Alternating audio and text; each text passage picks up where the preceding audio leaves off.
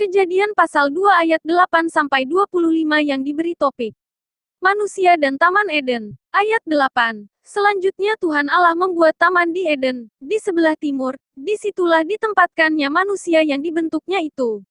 Ayat 9. Lalu Tuhan Allah menumbuhkan berbagai-bagai pohon dari bumi, yang menarik dan yang baik untuk dimakan buahnya, dan pohon kehidupan di tengah-tengah taman itu, serta pohon pengetahuan tentang yang baik dan yang jahat.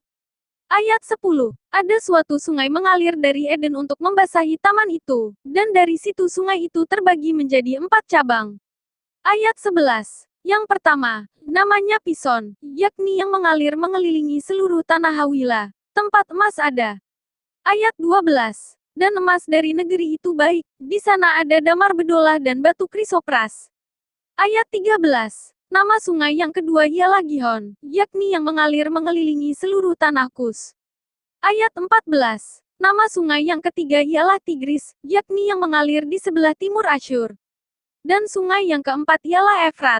Ayat 15. Tuhan Allah mengambil manusia itu dan menempatkannya dalam Taman Eden untuk mengusahakan dan memelihara taman itu. Ayat 16. Lalu Tuhan Allah memberi perintah ini kepada manusia, semua pohon dalam taman ini boleh kau makan buahnya dengan bebas. Ayat 17. Tetapi pohon pengetahuan tentang yang baik dan yang jahat itu, janganlah kau makan buahnya, sebab pada hari engkau memakannya, pastilah engkau mati. Ayat 18. Tuhan Allah berfirman, tidak baik, kalau manusia itu seorang diri saja. Aku akan menjadikan penolong baginya, yang sepadan dengan dia. Ayat 19. Lalu Tuhan Allah membentuk dari tanah segala binatang hutan dan segala burung di udara. Dibawanyalah semuanya kepada manusia itu untuk melihat bagaimana ia menamainya, dan seperti nama yang diberikan manusia itu kepada tiap-tiap makhluk yang hidup, demikianlah nanti nama makhluk itu.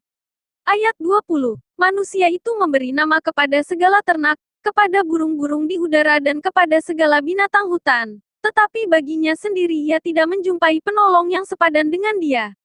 Ayat 21. Lalu Tuhan Allah membuat manusia itu tidur nyenyak. Ketika ia tidur, Tuhan Allah mengambil salah satu rusuk daripadanya, lalu menutup tempat itu dengan daging. Ayat 22. Dan dari rusuk yang diambil Tuhan Allah dari manusia itu, dibangunnyalah seorang perempuan, lalu dibawanya kepada manusia itu. Ayat 23. Lalu berkatalah manusia itu, inilah dia tulang dari tulangku dan daging dari dagingku. Ia akan dinamai perempuan, sebab ia diambil dari laki-laki. Ayat 24. Sebab itu seorang laki-laki akan meninggalkan ayahnya dan ibunya dan bersatu dengan istrinya, sehingga keduanya menjadi satu daging. Ayat 25. Mereka keduanya telanjang, manusia dan istrinya itu, tetapi mereka tidak merasa malu.